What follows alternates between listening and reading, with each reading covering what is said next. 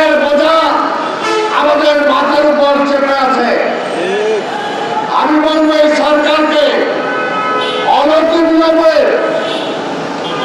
World bank, Asian bank সহ যে সমস্ত রাষ্ট্র আমাদেরকে ঋণ দিয়েছে তাদের কাছে অনুরোধ পাঠানোর জন্য, যেহেতু শেখ হাসিনা আমাদের অর্থনীতিকে ধ্বংস করে দিয়েছে, তাই আগামী 2 থেকে 5 বছর যাতে সেই ঋণের যেটা সুদ আমাদেরকে এখনই দিতে হবে, আগামী 5 বছর যাতে সেই সমস্ত সুদের থেকে আমাদেরকে মওকুফ করে দেয়।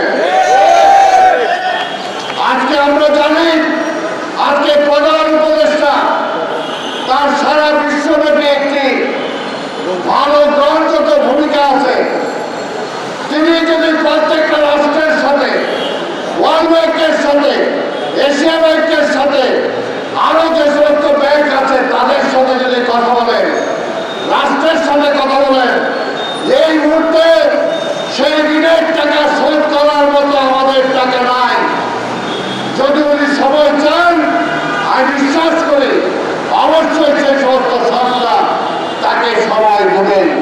কিন্তু নতুন করে ঋণ এনে ঋণের বোঝা আরো চাপায় না চাপায় আওয়ামী লীগের কাছে বিভিন্ন ব্যাংক থেকে যারা টাকা নিয়েছে সেই সমস্ত কোটিপতি ঋণ খেলাপি যারা আছেন, অনতিবিলম্বে তাদেরকে আইনের আওতায় এনে তাদের থেকে টাকা উদ্ধার করতে হবে।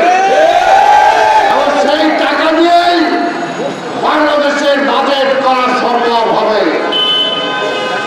আমরা দেখেছি আওয়ামী লীগের মেয়র, আওয়ামী লীগের মন্ত্রী, আওয়ামী লীগের এমপি, আওয়ামী লীগের নেতাদের বালিশের নিচের টাকা, সিন্ধুকের মধ্যে টাকা, মাটির নিচের টাকা।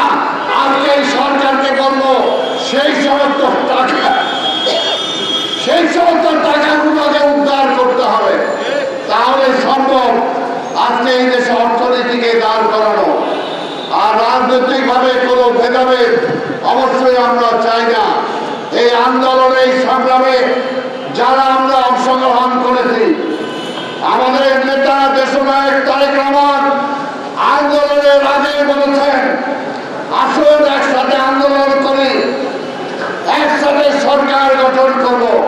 কাজে সেটা হলো সামনে নির্বাচন হলে এই দেশে অর্থনীতিতে, এই দেশকে বাঁচানোর জন্য অবশ্যই ঐক্যবদ্ধ শক্তি দরকার।